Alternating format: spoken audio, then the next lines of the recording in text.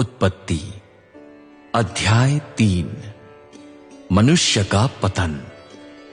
उन सब वन प्राणियों में जिन्हें प्रभु परमेश्वर ने रचा था, सबसे अधिक धूर्त सांप था। उसने स्त्री से पूछा, क्या सचमुच परमेश्वर ने कहा है कि तुम उद्यान के किसी भी पेड़ का फल न खाना? स्त्री ने सांप को उत्तर दिया, हम उद्यान के पेड़ों का फल खा सकते हैं, परंतु परमेश्वर ने कहा है, उद्यान के मध्य में लगे पेड़ का फल न खाना, उसे स्पर्श भी नहीं करना, अन्यथा तुम मर जाओगे।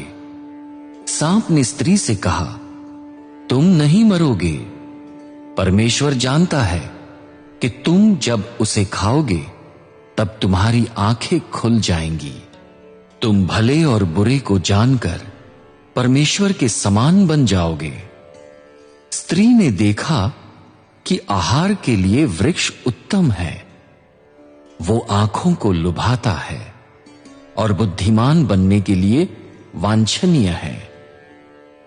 अतः उसने उसका फल तोड़ा और उसको खाया। उसने अपने पति को भी दिया जो उसके साथ था, और उसने भी खाया। तब दोनों की आंखें खुल गई और उन्हें ज्ञात हुआ कि वे नग्न हैं। अतः उन्होंने अंजीर के पत्तों को सीकर लंगोट बनाए। जब संध्या समय हवा बहने लगी, तब उन्होंने उद्यान में प्रभु परमेश्वर की पग ध्वनि सुनी। मनुष्य और उसकी पत्नी ने प्रभु परमेश्वर की उपस्थिति से स्वयं को उद्यान के वृक्षों में छिपा लिया। परंतु प्रभु परमेश्वर ने मनुष्य को पुकारा, तू कहां है? उसने उत्तर दिया, मैंने उद्यान में तेरी पग ध्वनि सुनी, मैं डर गया क्योंकि मैं नंगा था, इसलिए मैंने स्वयं को छिपा लिया है। प्रभु परमेश्वर ने पूछा, किसने तुझसे कहा कि तू नंगा है? क्या तूने उस पेड़ का फल खाया है जिसे न खाने के लिए मैंने तुझे आज्ञा दी थी? मनुष्य ने उत्तर दिया, जो स्त्री तूने मेरे साथ रहने के लिए दी है, उसने उस पेड़ का फल मुझे दिया और मैंने उसे खा लिया।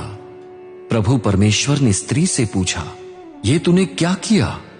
स्त्री ने उत्तर दिया, सांप ने मुझे बहका दिया और मैंने फल खा लिया। प्रभु परमेश्वर ने सांप से कहा, तूने ये कार्य किया, इसलिए तू समस्त पालतू पशुओं तथा सब वन पशुओं में शापित है। तू पेट के बल चलेगा, तू आजीवन धूल चाटता रहेगा।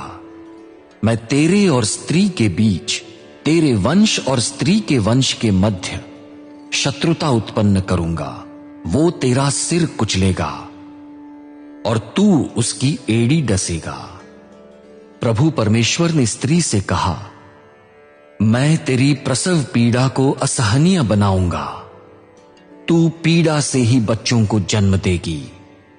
तेरी इच्छाएं पति के लिए होंगी, वो तुझ पर शासन करेगा।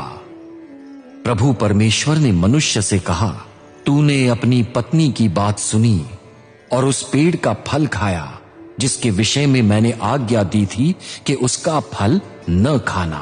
अतएव तेरे कारण भूमि शापित हुई। उसकी फसल खाने के लिए तुझे जीवन भर कठोर परिश्रम करना पड़ेगा।